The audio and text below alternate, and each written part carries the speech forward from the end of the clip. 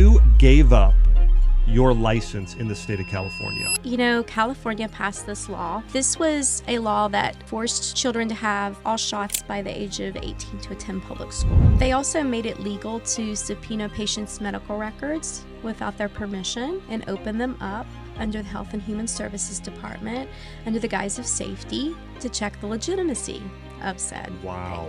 When HHS subpoenaed my patients' records, I thought it was just for a divorce case from the parents because there was nothing said. They opened an investigation on me and hundreds of other doctors, and we all got retroactively punished under SB 276 for trying my best to protect fragile children. They wanted all the kids to have all their shots and you to force them to do it. Yes, and if they got us in trouble, it annulled all other exemptions I'd done for fragile children, which was really the goal. That's when I started to have my eyes were wide open, and I was able to see truly what was going on.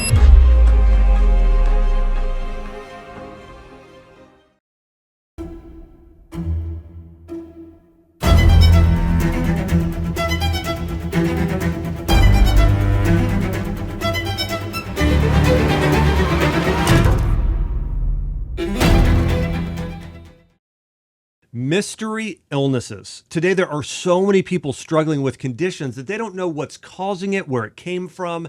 And today I've brought on one of the world's leading experts, Dr. Jess Peatross, and we're going to be going through brain fog, chronic fatigue, unexplained weight gain, digestive issues, hormone imbalance, and so much more, and what's actually causing it. Welcome to Dr. Josh Axe Show, and welcome Dr. Jess Peatross.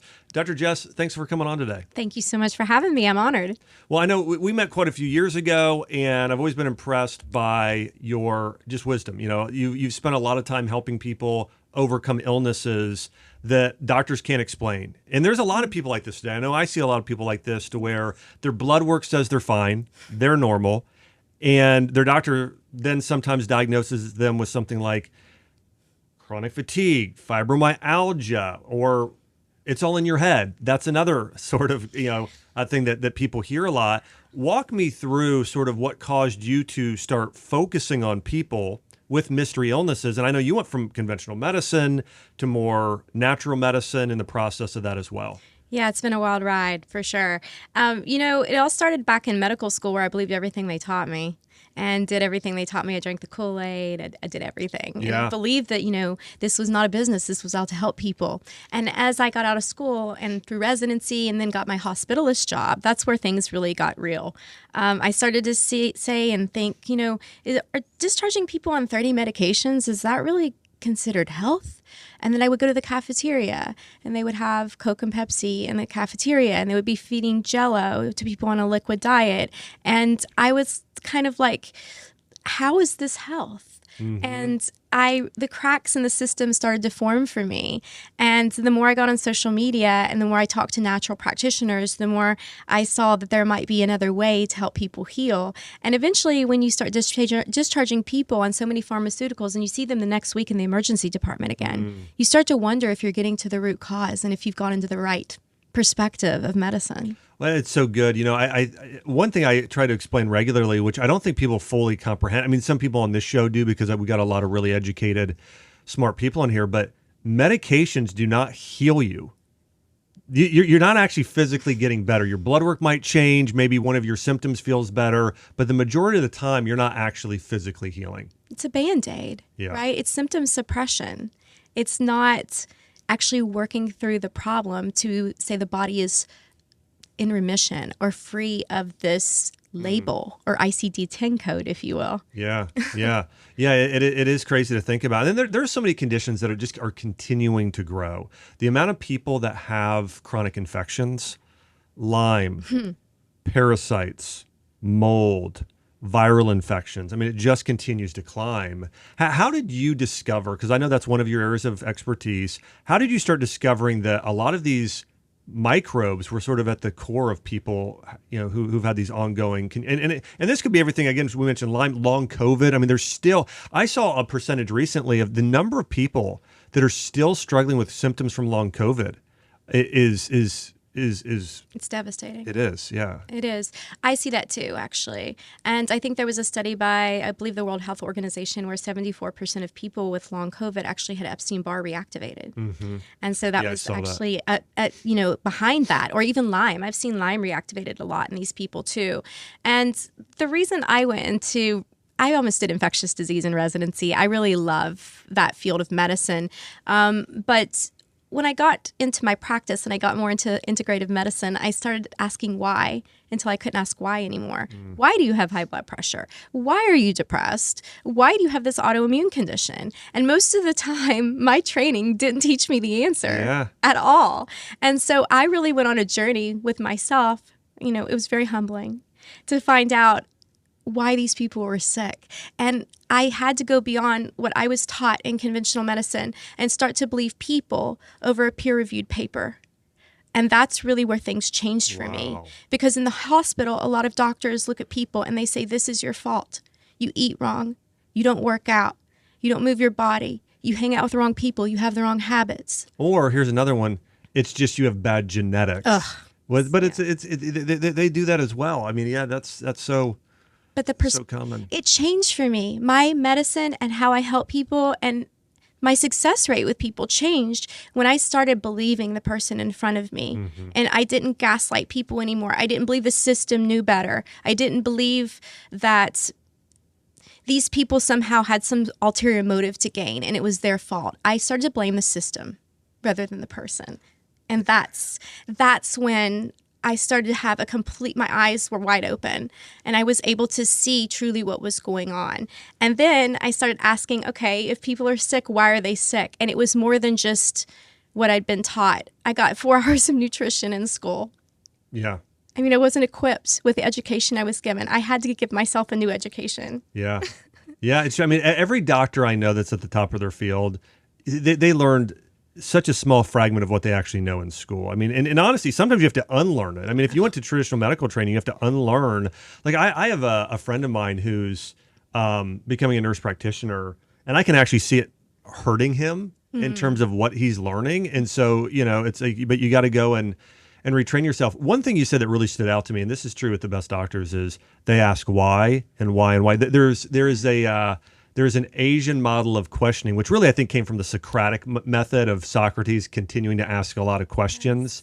And it's called the 5 whys. And so, and it's what you do, but I just want to break this down for everybody. Like if somebody has type 2 diabetes, the first question you should ask is why do they have it? Right. And one thing is, well, why is blood sugar high? Well, there's too much sugar in the bloodstream. Well, why is there too much sugar in the bloodstream? Well, the insulin receptor sites are burnt out. Well, why did that happen? Well, that goes back to actually another thing, which is there's too much sugar in the bloodstream, which goes to, well, likely that's one of a few things. There's too many carbohydrates in the diet. Could be sugar. There could be general refined grains, breads, whatever. Or maybe there's also a problem with a mineral deficiency like chromium or magnesium. Or maybe there's, so there's all, but 90+% of doctors, they don't ask why, or they don't ask why enough to get to the root of the issue. And I think it is a modern day problem where doctors will think they know better than the patient. I mean, it's sort of the amount of hubris and pride it takes for a doctor to say, oh, this patient's crazy, which is what a lot of the times they think, or I know better. It's a real problem with our system today. We are subtly taught in school to distrust the patient, not the system. Wow. We are taught there's malingering, there's psychosomatic, there's ulterior motive, they're a drug addict. We are taught that subtly in our training. So it takes a great awareness to become the observer of your thoughts, to see that training and that brainwashing that happens. I know for sure that happened to me. Wow. And so, you know what happened, Dr. Josh, is I was working at Whitaker Wellness in California, and I was working with one of my first integrative practices. He was one of my mentors, actually, and I missed a patient with Lyme disease. I missed them, and he was suffering. He had insomnia. He wasn't sleeping at night. His heart rate was up. He had the most severe anxiety and panic. And I just thought it was his thyroid. But I hadn't asked why long enough, deep enough. Why is your thyroid behaving this way? And Dr. Mark Philaday, who is a mold doctor as well, found it. I referred my patient to him because I was a newbie. Yeah. And he found it. And by God, I'll never miss it again. after that. So that taught me and humbled me, because some of the best experiences I've had with growing myself and learning myself are when I fell on my face. Yeah. Well, I mean, doctors should be humble. I mean, they should be. I think the more that I learn, the more that I realize I have a lot more to learn, because yeah, and I think, and part of that is modeling the great physician. We know that Jesus had this level of, the most extreme level of humility of anyone ever. And if we want to be great physicians, we need to walk with humility and understanding the patient is right. I had a few things in practice in a similar way that really opened up my eyes. One was, well, actually, I'm trying to think of, I don't want to get into this, but like I had a patient who had a vaccine, 1-year-old, and then seeing them before and after, that was so eye-opening to me, because there's most doctors in one area were saying, well, that can't affect the patient at all. But then to actually see it for myself, the actual change, that was proof. And, and here's another one. I had a patient come in with MS.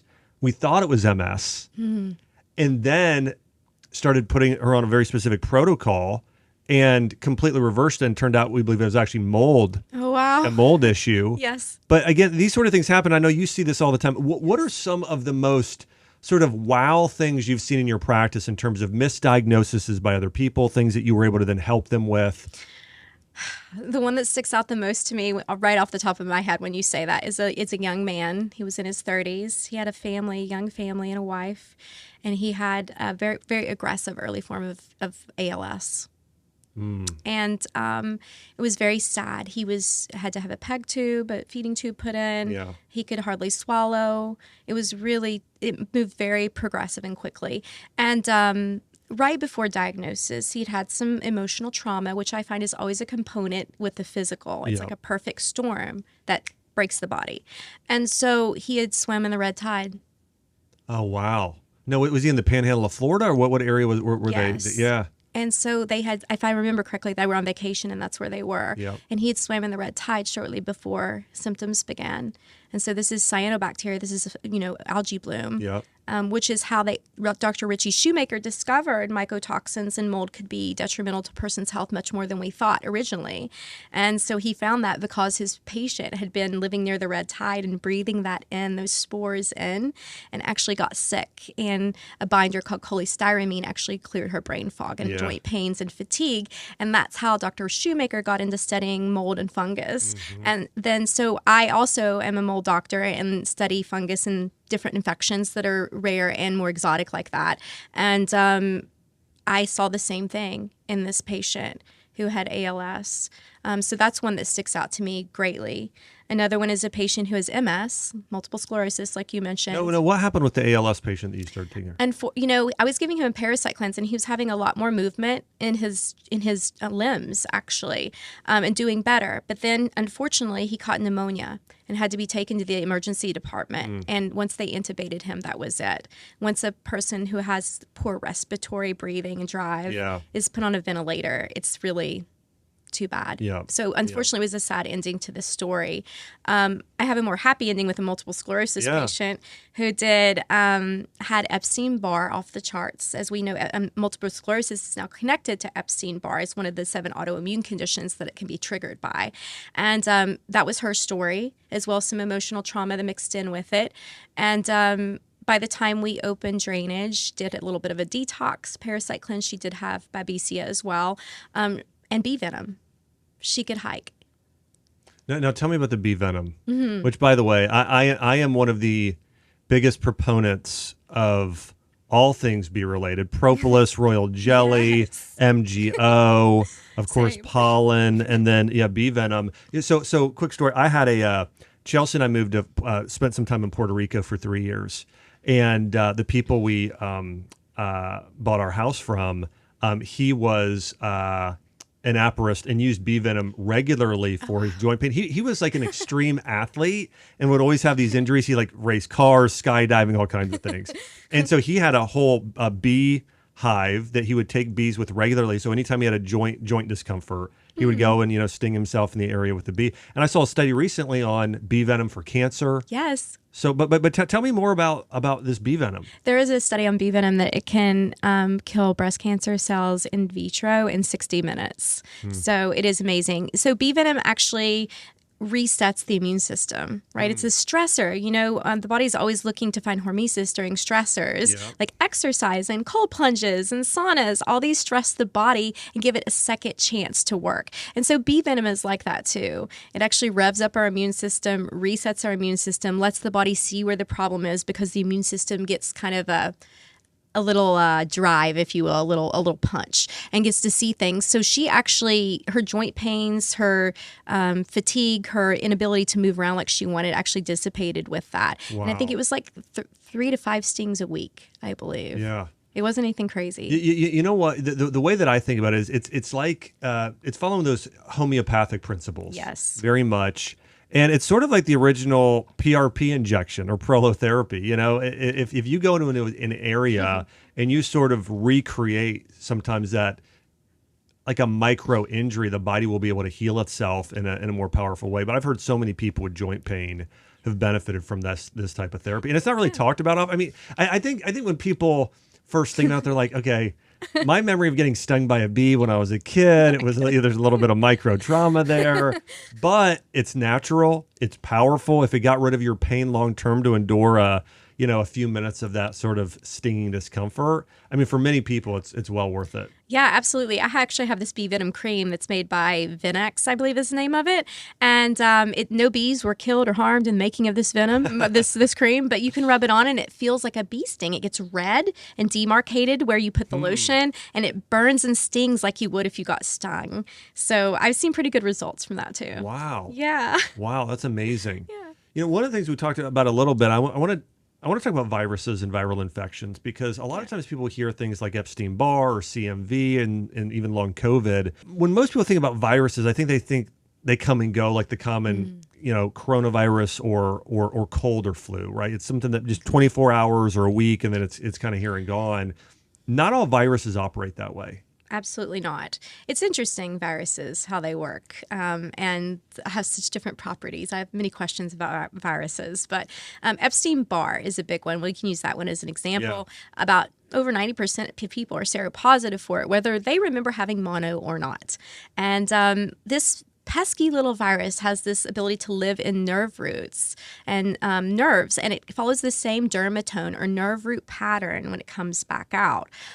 So people who've gotten maybe cold sores will notice that they have a cold sore in the exact same place. It's a different type of herpes virus than Epstein-Barr, but the same family. Yeah. Epstein-Barr also has the ability to go dormant in the body and then reactivate whenever people are sick or immunocompromised. And what I tell people is this virus, whatever it is, lives off adrenaline and cortisol in your body.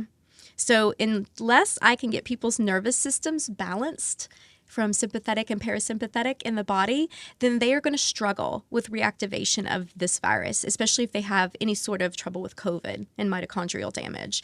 And so until I can get them living off of stress hormones and in rest and digest, this will continue to rear its ugly head. Yeah. One of the sort of philosophical principles I've operated under, and really I learned this via my study of Chinese medicine and to a degree Ayurveda, but it's that oftentimes today, I would say this happens more in conventional, but it happens in the natural medicine space as well.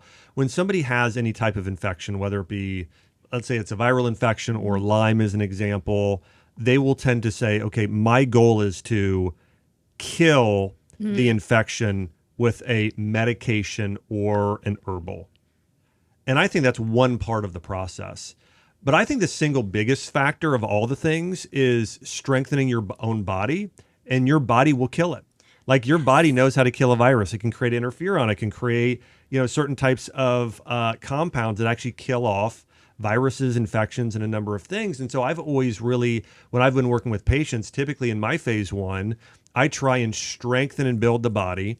And I do that with certain herbs that are more building, like astragalus or dong quai or ginseng, more probiotics, more focusing a good diet and doing what you talked about, getting that sympathetic nerve system in the right state, out of the protection into healing, rest, and digest. And that's a big part of it. And so, but again, I think that philosophically, most people, that's not the first thing they're trying to do, or even part of the process. It's more just kill. And one thing I was impressed by with you is I know you've got a whole process. And I might be saying it incorrectly, but if I'm not, correct me on this. It's something like kill, bind, sweat. It's perfect. Okay, kill, bind, sweat. And I think that would be the other part of that process I would have that's maybe in addition to the one thing I mentioned in terms of you do want to kill it. There are herbs that can help kill it, but you also need to bind to it. And for some people, this is more important than others. Like with mold, we know there's about 24% of the population that have a variant. They don't eliminate very well. Yes. So walk me through kind of your process that you've created with patients and why this works so well. Well, we're very aligned. I think that what you said was perfect. I agree. Early on in my career, I created Kill, Bind, Sweat, and it went viral online because it sounds like I'm an S&M doctor or something. It sounds crazy, but it's really just something practical that everyone can do that's affordable. Yeah. And that's why everyone understood it. But I didn't understand that wasn't the first step back then. So I've kind of learned through trial by fire in my career, right? I didn't come out of school a chiropractor or a naturopath. I was conventional, so I've had to learn along the way. And what you said, you tend to the terrain first, the terrain of the body. There you go. Right? Yep. It's all about the terrain. These viruses, there's a lot of controversy about whether viruses exist now or not based on the contagion myth. They only are there, or pathogens are only there to digest heavy metals. You're part of the ecosystem. They digest organic waste. If you've got food putrefying in your gut, you're probably going to have a problem with microbes. Yeah. The bad pathogenic microbes. Yeah. And so if you tend to the terrain and you strengthen the body first, you're absolutely right. So when I get people's nervous systems regulated first, because that's the first step, then I open their drainage, making sure they can have bowel movements. They can sweat within 10 to 15 minutes in a sauna. Their liver can process things. Their bile is flowing and not stagnant. They're sleeping properly. Their cycles are more regulated if they're women.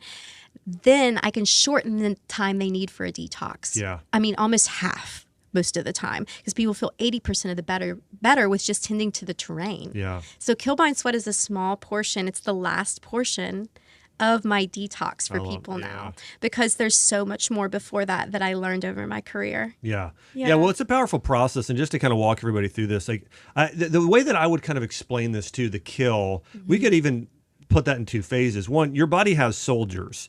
And that you want to, like, whether it's natural killer cells or T lymphocytes or even, or even bacteria in your gut, and you want to both strengthen the soldiers, make them actually better soldiers, but then you also want to give them some big guns, okay? And maybe that's the actual, oregano or something like that that's actually going to go and kill something versus some of the other building and are going to be more lifestyle related.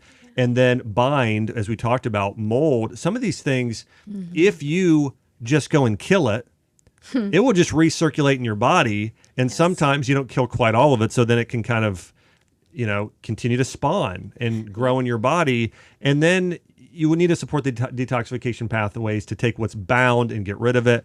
Walk me through maybe some of your favorite herbs or supplements or treatments that kind of fall within those different categories. Absolutely. So when people are ready for a detox, their drainage is open. So when I start killing and binding, they can not recirculate and dump them out of their body.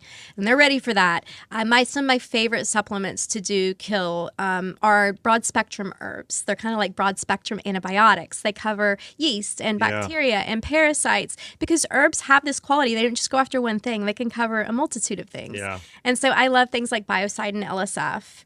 I love Para 1 and Para 3 by Cellcore. I love my own product, Gut Hero, that I made with Soul, that covers a variety of things like that.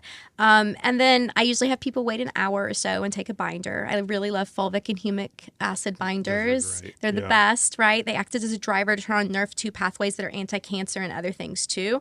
And then I have people, if they can tolerate it, if they don't have something like POTS or something where they might pass out in the sauna, then I'll put them in the sauna, because you're killing things off, mopping them up with things that act like a sponge, and then we're sweating them out of our pores. And studies have shown, small studies have shown, you can sweat out heavy metals, things like mercury, even lead and cadmium. And so, you can definitely sweat out some pesticides, some PCBs, some BPA. So I really think if you guys just glisten and you don't sweat, that's a pathway that's stuck for you that is not letting your body release as it should. Yeah. And so I really love infrared saunas. I think all the studies behind them have been amazing, how they actually help you to refold different proteins in the body that might be misfolded. It like gives your body a second chance to do that right again. That's so great. And so I just really have seen such beautiful things from people just doing a kill, bind, sweat when their body's prepared. That's so great. Yeah. One thing I want to mention, and I know you're in alignment with this, is that, everyone is a unique individual. Mm-hmm. And I think that when you go, if you're dealing with any of the things we've talked about, brain fog, even certain types of hormone imbalance, inflammatory bowel disease, a lot of these mystery illnesses, as Dr. Jess has specialized in, having a practitioner who you can work with, who can kind of dial in what's going on, because there are certain things that are better at killing others. We both like a lot of the broad spectrum things, as you mentioned, which are great. Sometimes, though, if you have a parasite, you might be better off with, wormwood or black walnut or something specific there, like garlic. If it's more viral, turkey tail mushroom, thyme, andrographis, there's some things there. It is. Doing the broad spectrum stuff is great for everybody. Anyone can benefit from that, especially if you're not feeling well. But if you work with a practitioner, they can probably dial it in for you even more. And I agree. I am a huge fan of humic and fulvic acid and ultra high dose probiotics. I think those are the best detoxifiers. I do like, in certain instances, chlorella, zeolites, clay, activated charcoal, cholestyramine. I love pectin. Citrus pectin's amazing. Ooh, so good. That's a great one. And so I think all those are great as well, depending on your condition. But a good practitioner will know, hey, this is best for this. Like, one thing I see, Dr. Jess, a lot is a lot of practitioners just going with activated charcoal for everything. And I think it's good for mold, but I think for some of these other things, I don't think people realize that charcoal is really such a strong binder. It'll bind to minerals and it'll back you up. So actually, for a lot of people, it can kind of start blocking that detoxification pathway in the colon, as you're talking about. And that's why I like to go more gentle with. The thing I love about fulvic acid, humic acid, and high dose probiotic, that combination, is that it's going to help you have more bowel movements while binding at the same time. Yes. So I love that you mentioned that, because not a lot of practitioners do, and I think that's such a great combination. I feel the same. Thank you, by the way. And I feel the same way about activated charcoal. It doesn't leave the gut. It doesn't go systemic. Yeah. So that's my other issue with it. Yeah. But great for things like if you get food poisoning, bam, activated alcohol, charcoal. 100%. Oh, yeah, the best.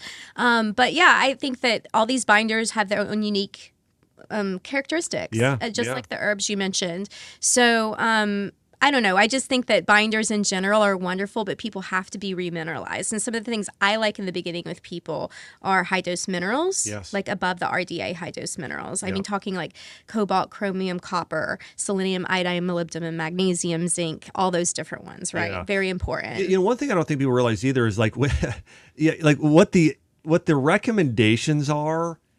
So I'm writing a book right now on cellular medicine right now. And one of the things I got into, there's a practitioner named Roger Williams, and he's actually the founder of like Personalized Nutrition Today. So this is where really functional medicine came from in the past 100 years.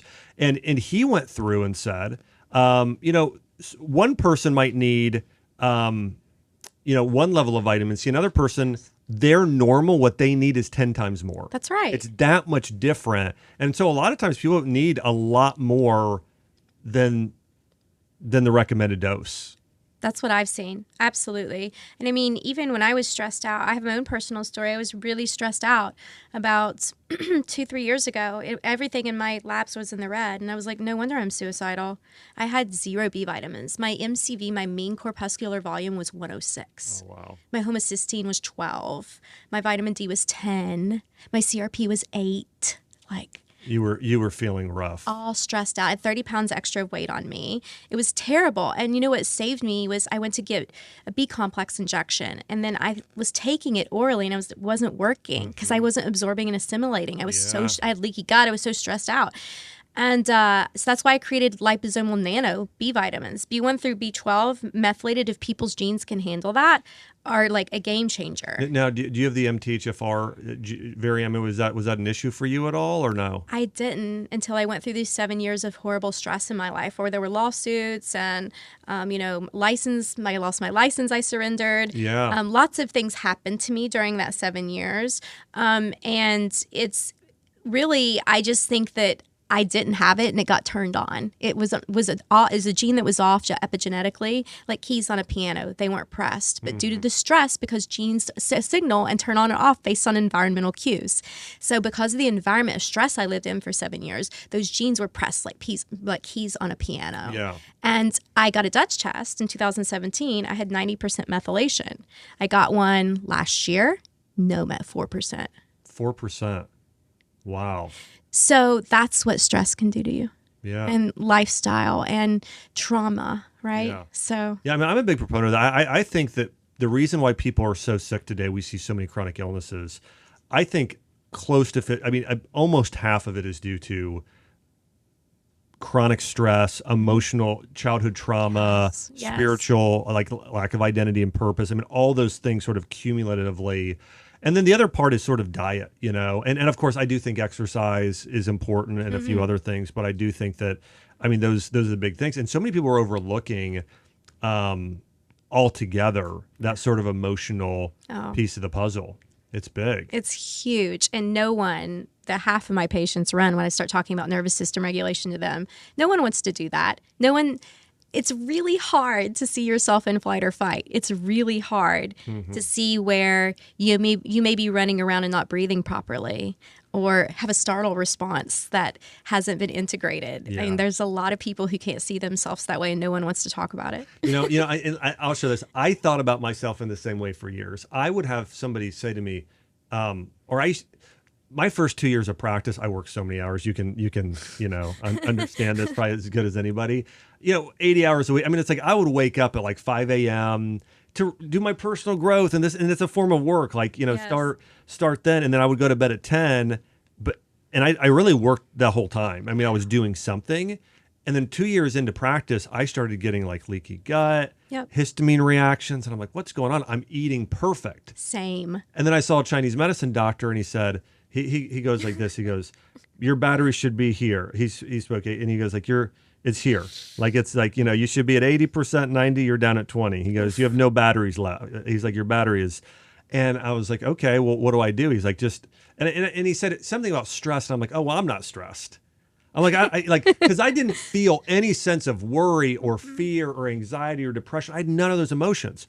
But I realized it was just death by busyness. I mean, I had something, and this is so many people today. They have something scheduled from the morning they wake up to the time they crash at night, and then their weekends are totally booked too.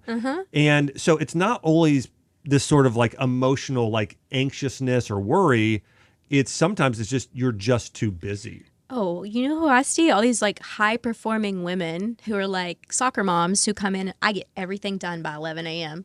Their cortisol's off the charts. Off the charts. I'm like, listen, it's really hard to convince somebody to not be as productive as they think they are because it's bad for their health. It's really hard to change that pattern when they're getting everything done. Well, and I think a lot of this is spiritual too, because I think that at some point in their life, they had a parent or social media or something tell them your worth, your value is tied to what you accomplish in your productivity.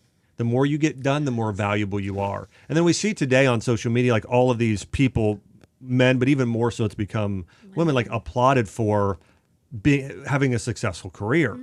And so, but it's exhausting trying to be superwoman or superman or super whatever all the time. But a lot of times people don't realize like they are trying to achieve and be productive because that's where they're trying to get their sense of value from versus, if we look at the Judeo-Christian faith, it's more, no, listen, you've got a parent and God loves you. Like he loves you. You're his child. Yes. This is just a speck of sand. Like you're meant to live through eternity. Like you're not God. I think sometimes people don't realize it. Nobody would admit this, but they're trying to fill God's shoes or operate in that manner. And that's making people sick. We know pride was the first, like it says, pride comes before a fall. And so I think there's an element of that and a lot of other sort of things that are a big part of people being sick today. But with a lot of people, it's like if they could just shut off their brain and stop working, that alone is their biggest cure. Oh, yeah. People could just get silent in themselves. But, that's the problem. If you keep yourself busy or you're always helping other people, which is the healer's plight, you don't have to work on yourself. Yeah, that's true. That is true. Because there's pain there. And so like even psychologically, you will try and avoid it because to go back and deal with your childhood trauma today, that's painful. Painful. And it is not for the faint of heart. It's like resetting a bone. It's like, okay, the bone's already broke. I don't want to reset it. That really hurts. But if you want to be healthy, long-term, and functional, you can't ignore it. It's part of your hero's journey.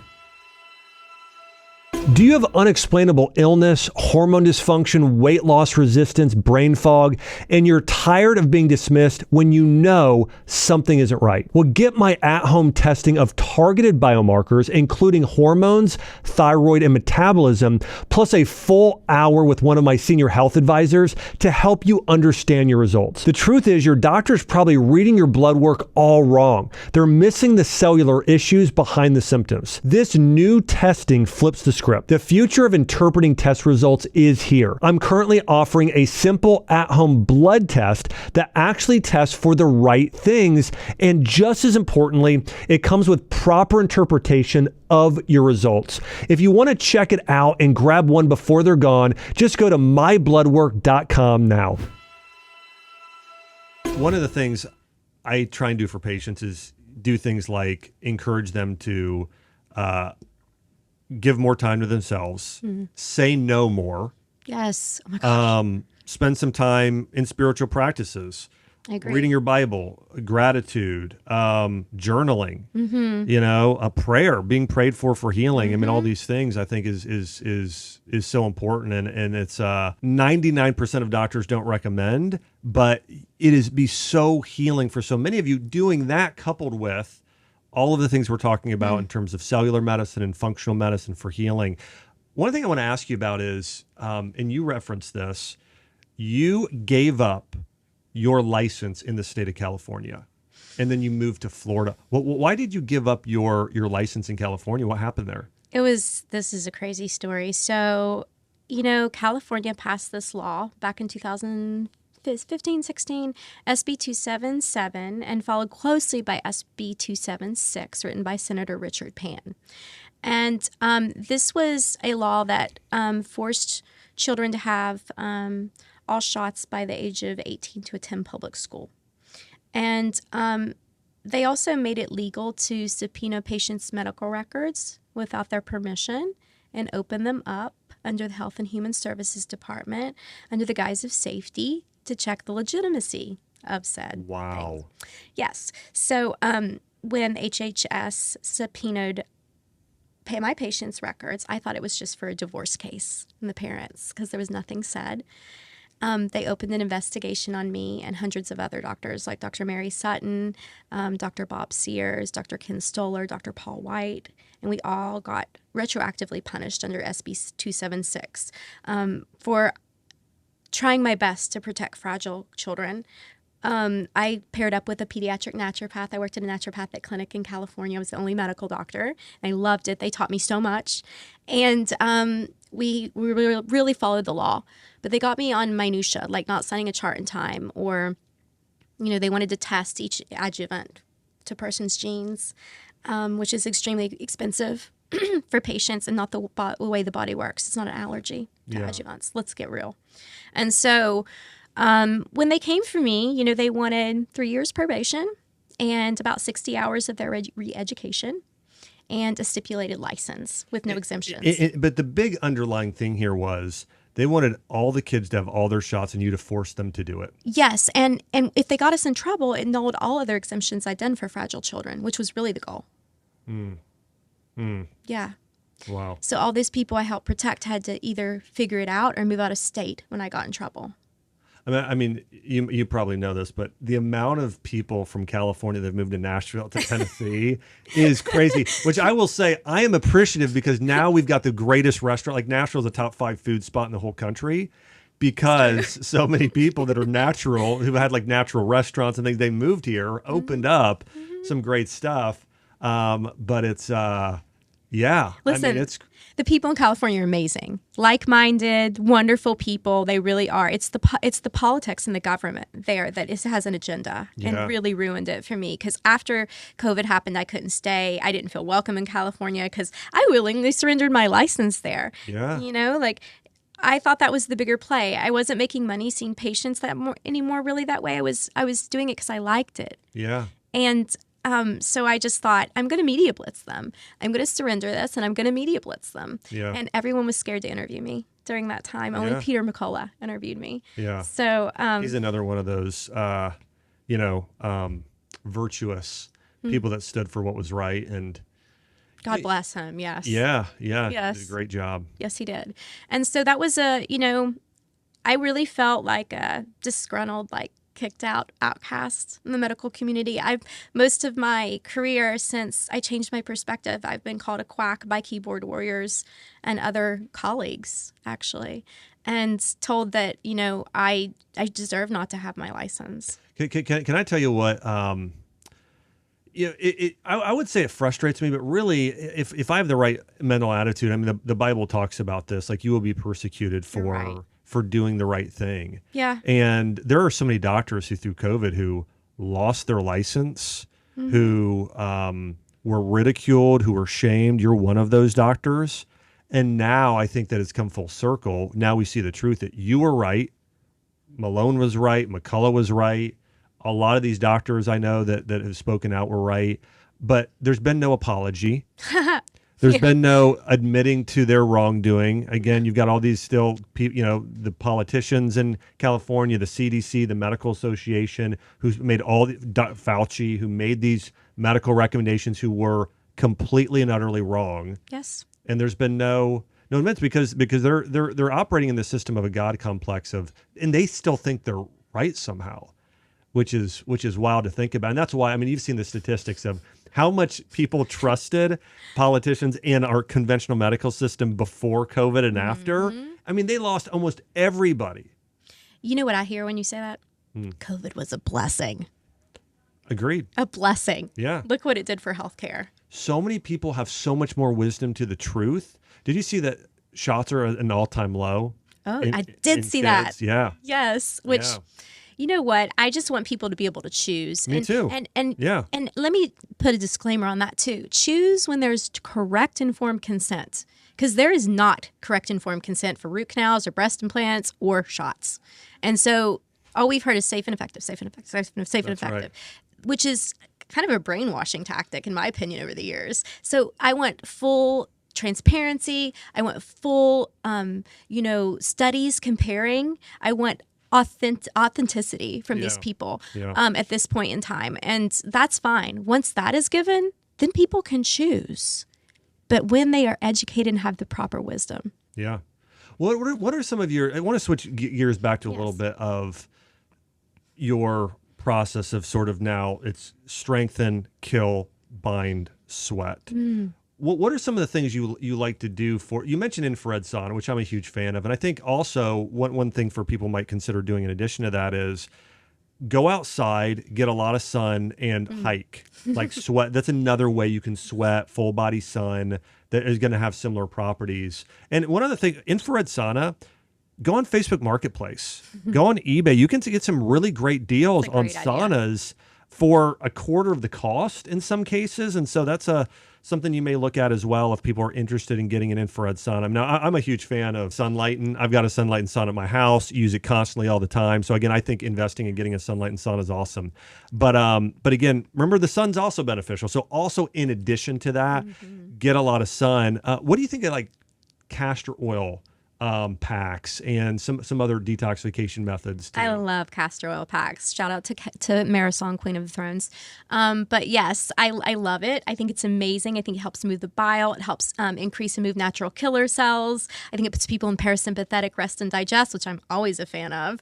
And I think it's a wonderful, wonderful thing for hair. You can use castor oil for so many different things. I mean, I've even seen people do thyroid castor oil packs on your liver, gallbladder here. here, on your breast or your lower abdomen for women for the time of the month. So Yeah. it's multi-purpose. I don't know. I like doing it too with either before or after doing like infrared heat on the area there for about 30 minutes. And so in Chinese medicine, it's moving that qi, it's moving blood, it's moving, and this is just so important for healing different areas of the body. Are there any therapies or treatments like ozone or hyperbaric oxygen therapy or certain types of IVs you like for treating people with infections and these mystery illnesses as well? For sure. And I tell people these aren't necessary to heal. They're not mandatory because I want people to understand that there's so many free things you can do to heal too. But I love me some toys. So yes, I have a hyperbaric oxygen chamber at home. When my dog got a brain tumor, I bought it for her, but it's also for people. Wow, yeah. So I use that too.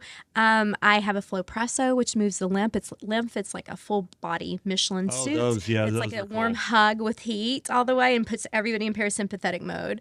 I love, cold plunges for some people, not everyone. I love PEMF mats. I love all that stuff for hacks. For sure, it's wonderful. But I have to say sauna is probably my favorite, honestly. Yeah, I agree. Yeah, sauna's amazing. I mean, so many people can benefit from saunas. Yeah. And I think the other thing too, part of it is we get a lot less sunlight. So we're getting that infrared light and that heat to just move and help circulation is good for pretty much every condition you could imagine. So I tell people all the time, I don't feel good. I'm depressed. Have you been outside today? No. Have you done this today? No. So it's like, go outside, people. We do nothing but sit indoors 80% of the time where the air is poor quality and stare at a blue light. Go on a walk 20 to 30 minutes 3 times a day, just as much as you can. Get outside and walk. I want to talk to you about yoga. And I want to share an sort of my philosophical view of this and religious view of this. Sure. I'm a fan of a lot of the benefits of yoga physiologically. I think there's a contingency of Christians who think it's fine, and some who thinks it's demonic or it's evil in some way. And I want to kind of share my opinion, but then I would love to hear yours as well. I think that, like, for me, if I go to a yoga class, I can do it unto God. I can do it unto Jesus. Today, these are movements that don't have to be, I know like there's one movement, probably something like a cobra where you're pushing up where they say that's worshiping the sun god Ra. I can worship Jesus while I'm looking up. So all that being said, I'm curious to hear your viewpoints of going to a yoga class. And actually, I've taken yoga classes from predominantly Christian instructors and things like that. But I am curious to hear your view and take on yoga, because you're a yoga instructor, correct? Yes, definitely. In addition to being an MD. Yeah, I have a similar philosophy as you. I think that you make it what you will, and I think that I'm a lot more powerful than some practice that can have demons enter me. If I'm aware and I'm mindful and I'm thinking about what I believe, then you can honor that religion, honor that perspective, Jesus, like you said.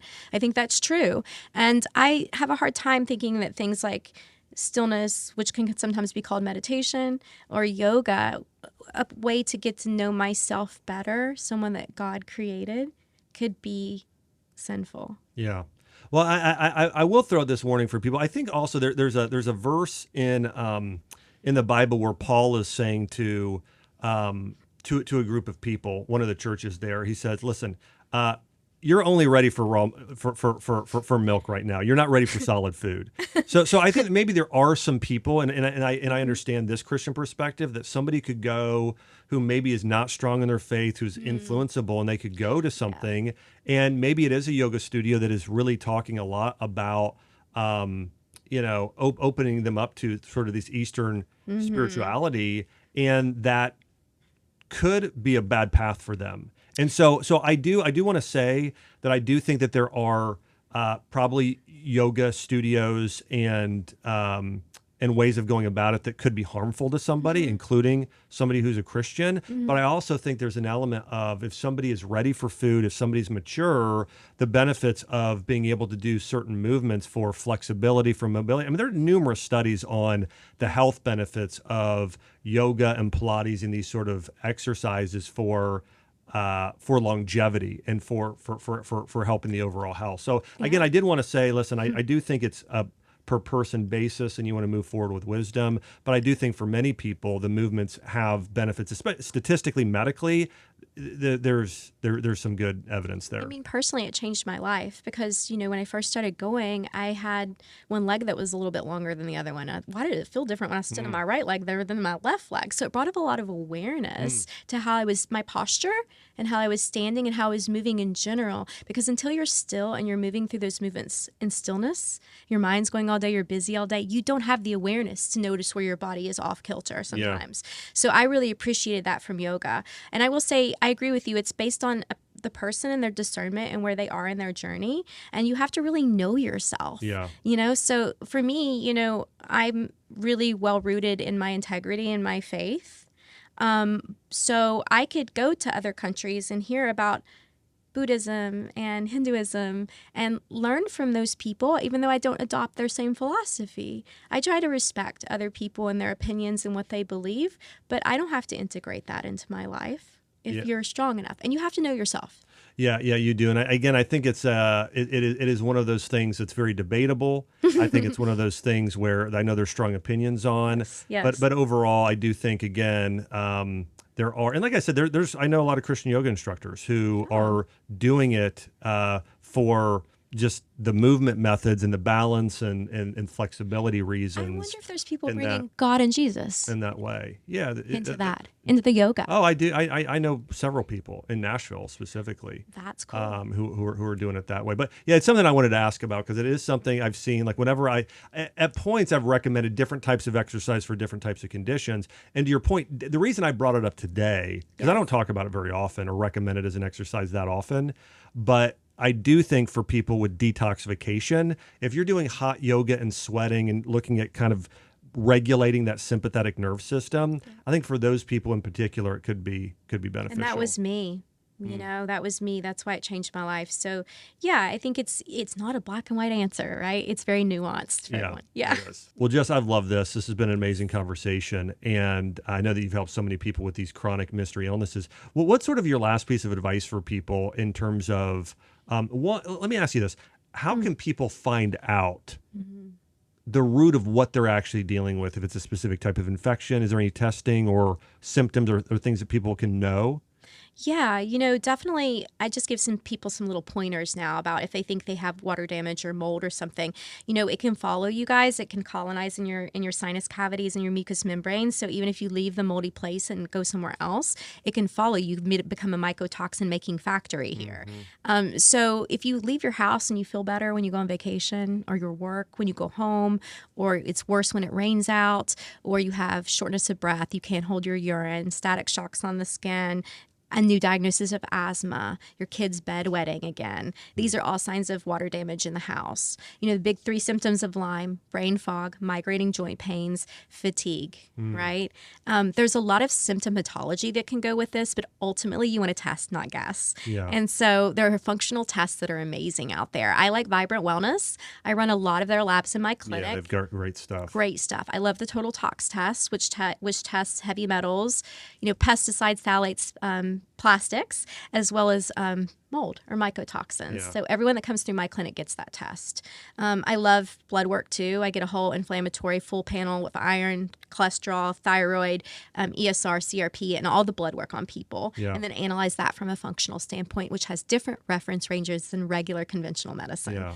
And, we have tests for everything: the gut, the hormones, neurotransmitters. And it's just nice for people, if they've gone the conventional route, to maybe open their mind and just get some testing that's deeper to look and see possibly if we can get hints for why you feel sick, because nobody's broken. Their body is literally just giving them clues and symptoms and a cry for help.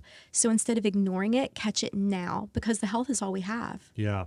Yeah, I think that the blood work that you and I run is so different than conventional blood work, and even how we read it. Oh. We do a very similar thing. I love doing these tests to be able to tell the vitamins you're deficient in, the minerals you're deficient in, the amino acids, the fatty acids, hormone panels, GI. I mean, being able to look at these things tells us so much of exactly what you need to take and what's going to help, and then following the right process from there. Yes. And this is why somebody will go and see, a functional medicine or a cellular medicine practitioner who really does more of a personalized plan like we do, and they're able to get these extraordinary results because it's not this cookie cutter method, or sometimes just trying to give you one drug just to change your symptom, but while you're getting sick and something else. And so, so grateful for you, Dr. Jess, and the work you do. Where can people find out more about you and the great work you do? Absolutely. So I would say there are hierarchies to working with me or seeing me. I do a lot of free information online at Dr.Jess.MD is my Instagram account, and Dr. Jessica Peatross on YouTube. I also have a do-it-yourself wellness platform where you can learn to be your own best doctor called wellnessplus.com. It's Wellness Plus. It's amazing if you like that kind of stuff and you like to watch courses and everything. If you want to work with me one-on-one or my team, that's also a possibility, and that's drjess.health. So awesome. Well, Dr. Jess, thanks so much for coming on today. yes. And everybody, thanks so much for listening in here to the Dr. Josh Axe Show. Every week we're diving deep into the science and principles of how you can heal physically, mentally, spiritually, and take your health and your life to the next level. Also, don't forget to subscribe. We have had this show shadow banned and not showing up sometimes in your feed because we're talking about controversial topics like infections, shots, these holistic treatments.